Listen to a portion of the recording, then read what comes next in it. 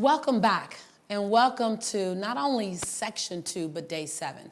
In this section, we're going to focus on defining the results and the experience that your listener is going to have, whether it be a listener of 1, 100, or 1,000. Defining, how do your words land? What does it show up as? Each word, each context. What occurs when you're speaking? What occurs for the listener? Now, the self-work in this particular section, you might consider it getting a little more challenging. I know you're going, how could that be, Lisa? But remember that this section is not about you, but rather about the people that you want to touch, the people that you want to move, the people that you want to inspire. That one person, that small group, are many people. So this is where we're going to get feedback. We're going to look at who are we talking to, what's their demographic, what's their psychographic, what's their listening style, how do they take action, who are they? Party of one or party of many, who are they? Are they emotional? Are they logical? This is about developing your presence with them. What makes them feel good?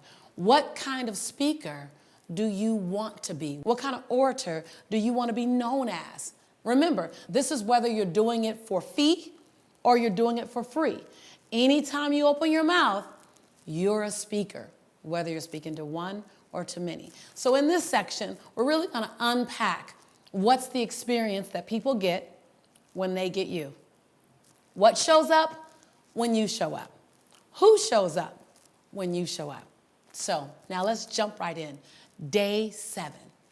How do you manage fear and anxiety with communication? How do you do that? So, so many times people have had a nervousness about speaking. I mean, I still get it. People think that doesn't happen anymore, but it does. I still get it. They have a nervousness about speaking and maybe even a small bit of anxiety, but you have to know that that's normal. It's very normal to have fear or anxiety around something that matters. However, when your fear or your anxiety has a tendency to paralyze you or to cause you to lose your center, to lose that center place of power, that's when you're now open to apply some new techniques. That's when you want to get centered and grounded within yourself before you stand in front of anyone else to speak or share a message. So let me share something with you. I have hundreds, thousands of people come to me and they want to deal with the fear. Either the fear of moving forward in their business, the fear of not moving forward, the fear of a relationship, the fear of staying single, the fear of speaking in public. There's so many times we are consumed with our fear. And I always say, listen, to feel a fear, to feel anxiety at some level is natural. It's what we do with fear. We make fear wrong. So let's first start by changing your relationship to fear. Now, this won't change overnight, but what can change right now is your awareness and your understanding about fear. So many people, and yours maybe, current relationship to fear is that fear is bad. And people say, oh, I'm afraid, I need to get more clarity, I'm afraid. And our relationship to fear is that we get to stop until the fear goes away. Well, what if you realized that fear is not the enemy, that fear is the friend? Fear is an emotion like any other feeling. Fear is like compassion. What if you found out that fear had the same power as compassion? That fear is like joy. Fear is like love. If you think about it, you have all these emotions. Fear is just one of them. We simply give fear more power. And we make fear the bad guy. Well, fear is tired of being the bad guy. Fear is not the bad guy. Fear is an emotion like any other emotion. And what it does when you use it correctly is fear feeds you information. Get this. When I learned this was everything to me. Because mind you, you're listening right now to someone who was afraid, paralyzed by fear for 5 years before I ever started speaking. I knew I wanted to be a speaker for 5 years before I ever opened my mouth. I was afraid of everything. I was afraid of being judged because I was an African-American woman. I was afraid that people wouldn't listen to me because I was overweight at the time. I was afraid of people not listening to me because I was from Los Angeles and my family didn't have any money. I had a long list of why I was afraid to open my mouth and speak. And so fear touches all of us. It's what you do with it that will make the difference in your world. So if you think about fear like this, fear is actually feeding me information. Fear is feeding you information to say, go get more information about that topic so you feel more powerfully, so you dissipate the fear. Fear says, hold on, you might need help. Fear is always talking to you. Fear is slow down. You know when you're afraid something's going too fast? Okay, don't let fear paralyze you, just slow down. Or fear says, hold on, I'm afraid that this opportunity might pass me, so I need to speed up. Fear can also put you in action. Fear can slow you down. Fear can make you do your research. Fear can have you go get a coach. Fear is always feeding you. If you look at fear as an informant, fear is informing you. So don't make fear the enemy. Just ask fear, what do you need? Okay, so I'm feeling afraid. What do I need to dissipate the fear into the nothingness that it always was? Because get this, here's the other thing. Write this down. This is some like banana stuff. When I found this out, this was way cool. Fear is a made-up story about something that hasn't even happened yet in the future. You made the story up. Let me give you an example. I know I just dropped a deep one on you. So I'm afraid I'm going to get hurt in a relationship. You haven't gotten hurt. You just made up that story and projected into your future. I'm afraid that my business might not work and then I'll lose my money. It hasn't happened yet. You made up a story. You literally made up a story and then projected into your future and then felt the energy called fear that came back from a story you made up in the first place. Oh, when I got that, like, oh my God, every time I get fearful about something that hasn't happened yet, I'm making up the story.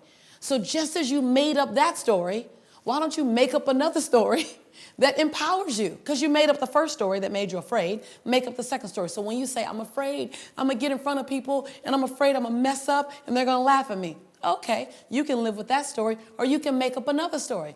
I'm going to be human. I'm going to be normal. I'm going to be amazing. They're going to love me. I won't be a Lisa Nichols. I won't be a Tony Robbins. I won't be a Barack Obama. I won't be a Nelson Mandela, but I'll be me. And they'll accept me for me. So recognize fear is two things. Fear is informing you. Allow it to inform you and listen. Second thing, fear is making up stories about something that might happen in the future that hasn't even happened yet, and then believing it.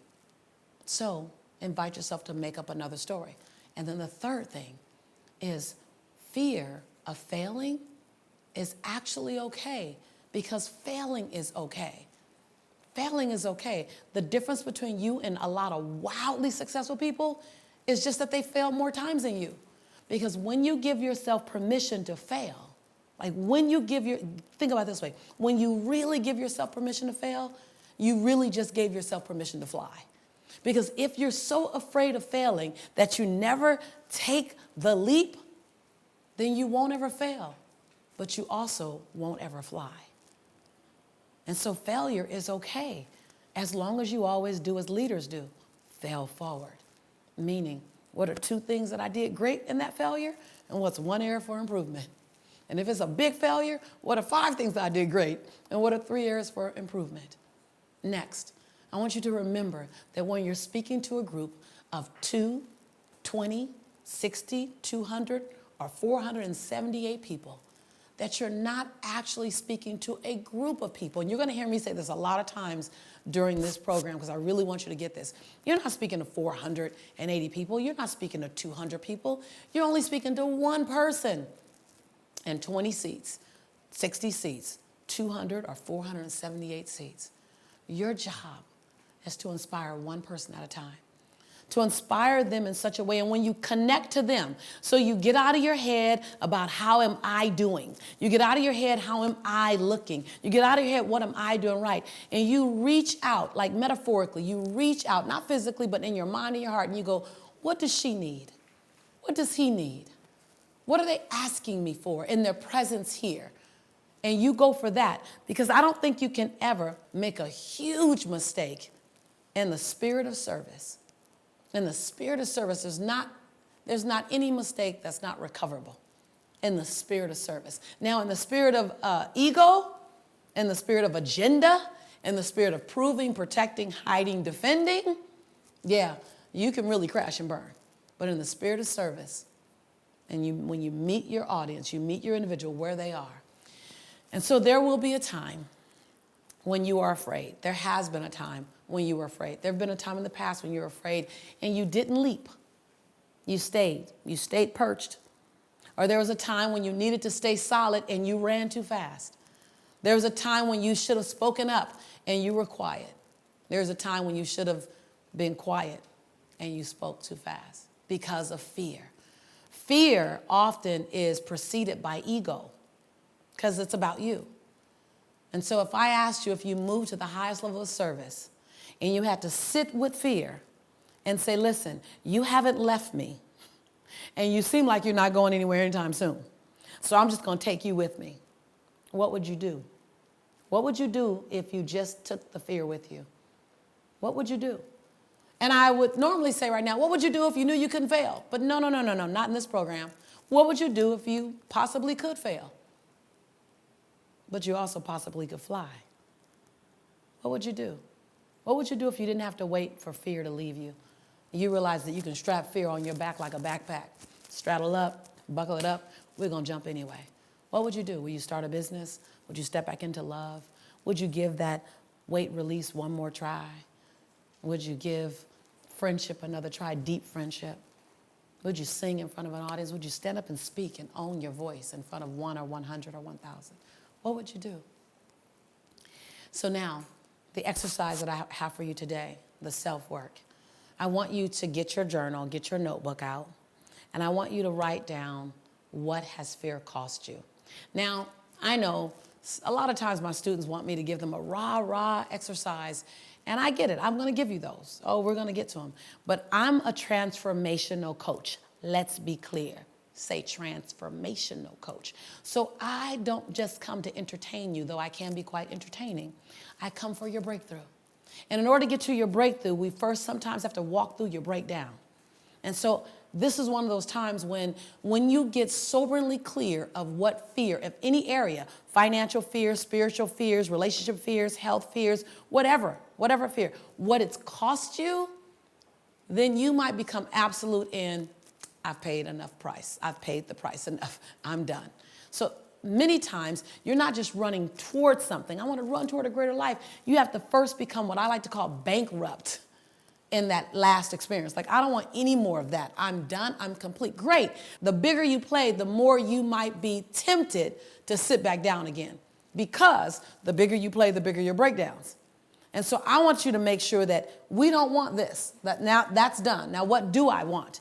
And so oftentimes when I'm disrupting a behavior with my students and you are in my tribe, I'm in your tribe, I have to first go, what did that behavior cost you? Because we got to make sure we don't go back to the grocery store and pay for the same product twice. You've already paid that price. It's cost you that. So I want to do that here. What does fear cost you? What has fear prevented you from achieving? What joy? What revenue? What new money that should have been yours, but fear creep right in there and got in the way? What relationship did you not step into, or you stepped out of too soon? Or what relationship could be on its way to you, but you know you're so afraid that he could be walking by right now. She could be at the next grocery counter or the next coffee shop, and you would never see her, you would never see him, because fear has you too immobilized to take stock, to be aware. So let's get clear on what does fear cost you. Not a super exciting topic, but a necessary topic for a breakthrough. Trust me. Now, remember, also do your mirror work. We're going to do the mirror work for the duration of this program. I'm going to keep saying it. Now, I've given you so much, so many great things that you really need to revisit. It's not a one and done kind of thing. This is a deep dive into it. I believe that repetition is not just the mother and father of learning. I believe that repetition is the mother, father, sister, brother, aunt, uncle, and second cousin of learning. Periodically, I'm going to give you a little space called a digest and reflect day. Now, I want you to do just that. This is not an opportunity for you to break the habit of doing the work. It's an opportunity for you to deepen everything that we've already done so that you can get ready for the things that we're about to do and the lessons that you're about to learn. So, speaking to which, tomorrow is a digest and reflect day. So I'd like for you to go back and look at everything that we've covered thus far, revisit it. How did it make you feel? What happened with it? If you need to post something about it, you're free to. If you don't want to, that's fine too. I want you to remember to continue to do your daily mirror work. Even on the Digest and Reflect Day, the mirror work is a part of your homework. Go back and just connect with you about everything we've done so far. I'm your sister in prosperity and in possibility, and I'll see you real soon. Peace.